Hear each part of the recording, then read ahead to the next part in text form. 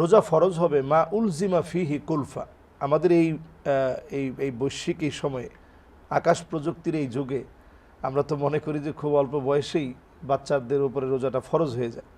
কারণ আসলে এখন মোবাইলের যে যুগটা, এটা সমীক্ষায় উঠে এসেছে যে খুব তাড়াতাড়ি বাচ্চারা এখন বালেগ হয়ে যায়। যখনই বালেগ হবে তার স্বপ্নদোষ হবে। তো এটা তো অনেক সময় বাবা মা খেয়াল করাটা এটা সম্ভব না, কারণ সব সন্তানরা বাবা মার কাছে এই বিষয়গুলো শেয়ার করে না।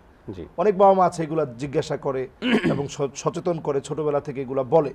তো যদি নাও বলে থাকে, তার কিছু কণ্ঠস্বর, তার উচ্চারণ, তার কথাবার্তা, এবং সে যদি স্বপ্নদোষ হয়, মূলত বালেগ যখন হবে তখনই শরীয়তটা তার উপরে অর্পিত হবে, এবং এই অর্পিত হওয়ার পরে তার উপরে রোজা রাখতে হবে। রোজা রাখা তার উপরে ফরজ হবে। বিশেষ করে আল্লাহ তাআলা এটা থেকে বাহির রেখেছেন রুফি আল কালাম আনিস সালাসা, এর মধ্যে যারা সিবিয়ান আছে, বাচ্চা আছে, এদের থেকে আল্লাহ তাআলা রোজার বিষয়টাকে উঠিয়ে রেখেছেন। যারা পাগল, এদের থেকে আল্লাহ তাআলা রোজার বিষয়টা উঠিয়ে রেখেছেন।